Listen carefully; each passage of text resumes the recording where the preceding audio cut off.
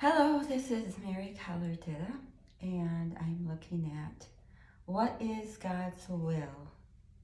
What is God's will for us to do, for us to think, for us to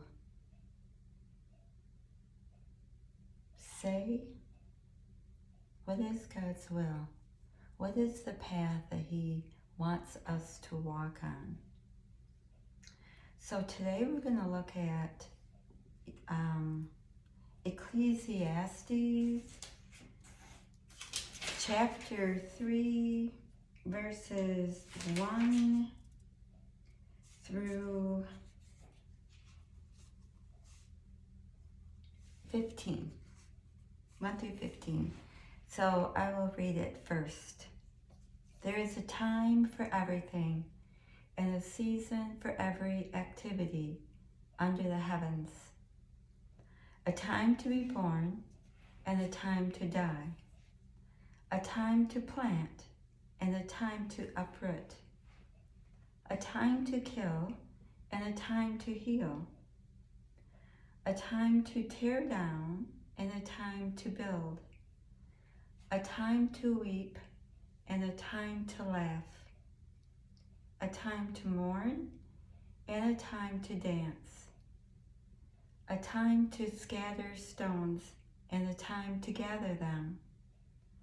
A time to embrace and a time to refrain from embracing. A time to search and a time to give up. A time to keep and a time to throw away. A time to tear and a time to mend.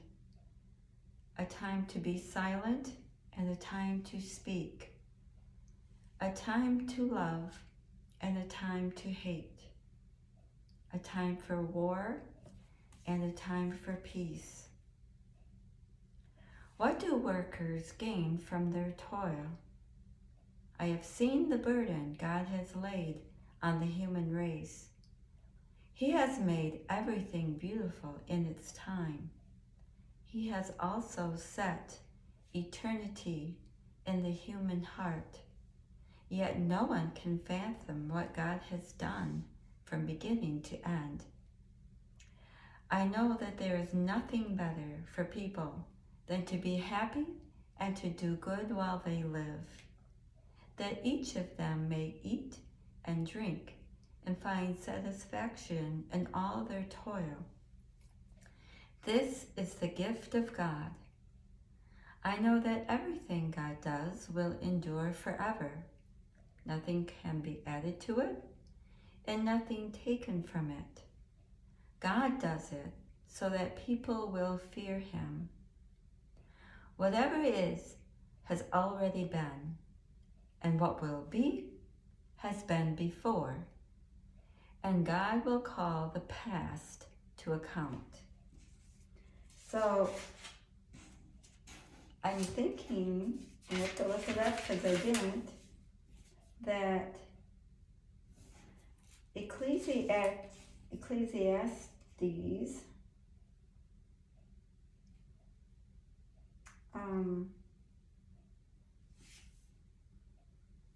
was said to be written by Solomon.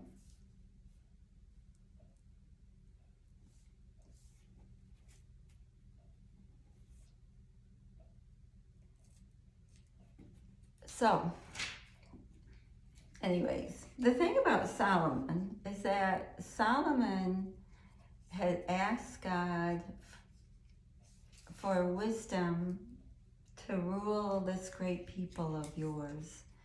He didn't ask for riches or his long life or the life of his enemy or any of those other worldly things. He asked for wisdom, and God gave him wisdom so that there was none like him before him nor after him who would be as wise as Solomon.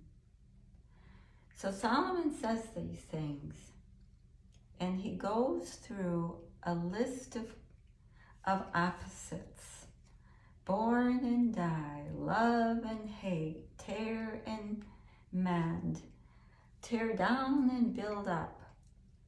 So all of these are the activities of the human race. He's not talking about the Jewish nation. He's talking about all people, the humans.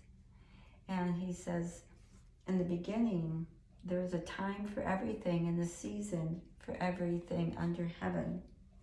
So you are born and you die. You weep and you laugh. You mourn and you dance. You scatter stones and you gather them. I think it's a curiosity that the only thing that's not mentioned in the human experience is a time to be sick. I thought that was interesting. One of the things I would hope you would do is that when I ask a question, or if you have a question and a thought, pause and think about it and pray and ask God for revelation. So when I think about the fact that there is not a time to be sick, instead it says there's a time to kill and a time to heal. Now maybe there's other translations that say a time to be sick. But here it says a time to kill. In both my translation that I read from on my memory card and then from the Bible that I'm looking at. And to kill something is to take away life. To heal something is to give life, to restore. So to cause decay, or when you're sick, your body is fighting its tendency to be unhealthy, and so the opposite of to heal would be to make sick, or to tear down physically. Anyways, makes me kind of think that God intends us to be healthy. I think he does. But there is a time for everything, and he says that. We think of Job. Well, Job had severe loss, but he had tremendous gain, both in the material and in his health. So the gist of this for Solomon is that all of these things come to all people, the whole human race. So it's his assessment of these things that causes us to know, what did he think God's will was? And he says, what do workers gain from their toil? I have seen the burden. I have seen all of these things, the good and the bad that has been laid on the human race. But God, I love this, but God makes everything beautiful in its time. God makes everything beautiful in its time. That which we think is not good, and that which we think is good. To love is good, to hate is not good. To kill, to tear down, to build up, to search, and to give up.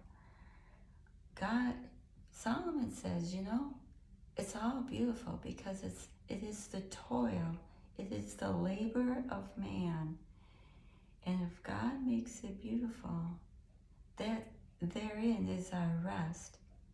Now, I like to think that there's a distinction between two groups of people that this affects. It affects everyone, no matter if you believe in God and follow him or you do not. But if you believe in God and follow him, there's you view it in a different way. But it doesn't matter. Solomon says, God has set eternity in our heart, so we cannot fathom what God has done from the beginning to the end. So all of these things He has put in our path and in our labor, but He puts eternity in our hearts. Eternity is something that goes on forever. It does not have a beginning or an end. But He says God has done everything from the beginning to the end, so that we may know that all things are eternal in God. He says, I know there's nothing better for people. And it lists 4 things: to be happy, to do good while they live, to eat and drink, come to that as one, and find satisfaction in their toil. This is the gift of God, and I believe that this gift of God is given to everyone, whether you know God or not, whether you're a sinner or you've been redeemed by the blood of the Lamb. This is God's purpose for man. This is His will, that we be happy, that we do good, that we eat and drink. We think about it. And find satisfaction in our toil, in our labor, in everything that we do. It's the gift of God. Much of our life revolves around eating and drinking. God says, that's a good thing. I've given it to you. Enjoy it. Be happy. But there's something else here that I want you to think about. And that is, it says to do good and find satisfaction in your toil. It is the gift of God. So our toil is what we do. It's our work. Because it said, find satisfaction in all of their work. It is the gift of God. God gives gifts of labor.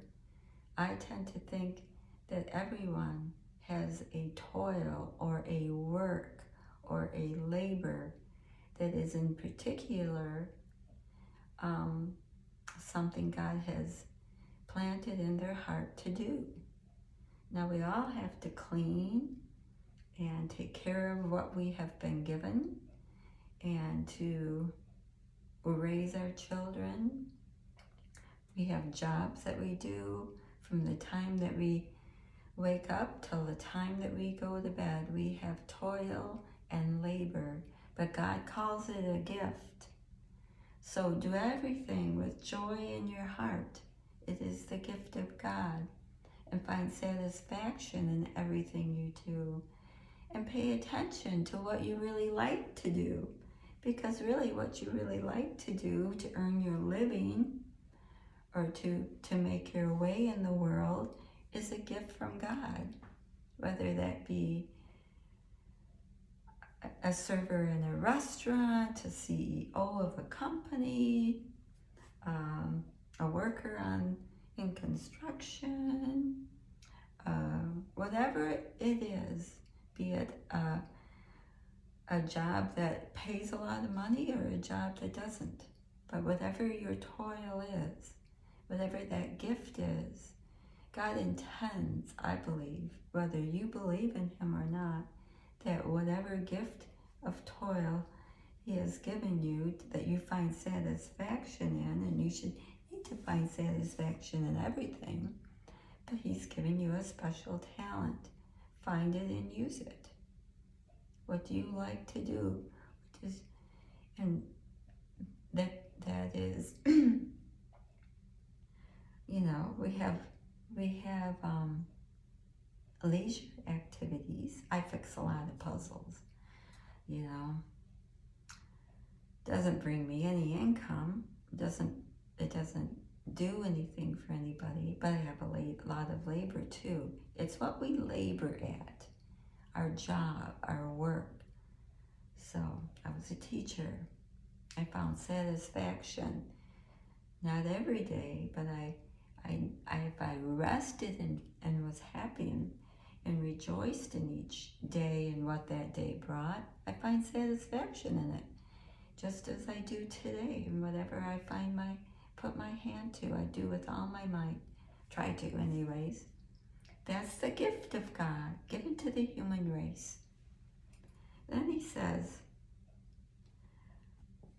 I know that everything God does will endure forever. Nothing can be added to it. Nothing taken from it.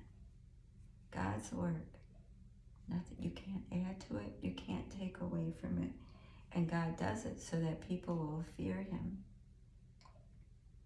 Just think about nature and how nature, especially if you live in a cold environment, you see the seasons really drastically. You see the trees go bare, and you see the plants die, and then in the spring it's all new life again. Everything is beautiful in its season. It's amazing to watch life in nature. We think, this is not any evolution. Look at the beauty of the symmetry of nature and of animals. It's just amazing, of the creatures that God has created. Then he says, whatever is has already been, and what will be has been before, and God will call the past to account. This is God's intention. We are, as human beings, a unique species. We're not like the angels. He created us to experience life in a different way, and death as well. He gave us the opportunity to understand what is to tear and to mend, to be silent and to speak, to search and to give up, to embrace and refrain from embracing. And the very best thing, if you're a believer, do all things unto the Lord and see what God has in store for me this day. And Jesus also said, remember, sufficient for the day is the evil thereof. Because in this life we battle the evil one, we battle sin, and we battle the powers of darkness and the heavenly realms that are afflicting us. That also is God's will. And the only ones who have authority in that are those who have put their faith and trust in the Lord. So, do that. And rejoice in the day and what you have to do. For this is the will of God in Christ Jesus for you. Thank you for watching. Subscribe if you like. Have a good one in the Lord. Amen.